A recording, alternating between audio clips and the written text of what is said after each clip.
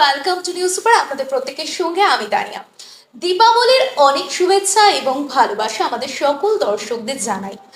বাংলা জুড়ে যখন শক্তির আরাধনা চলছে, অপরদিকে বাদ পড়লেন না বাংলার মুখ্যমন্ত্রী তথা পশ্চিমবঙ্গের মুখ্যমন্ত্রী মমতা বন্দ্যোপাধ্যায়ের লেখা এবং এই সুরের গান কি শ্রীরাধা বন্দ্যোপাধ্যায়ের সুরে দেখে নেব এক নজরে।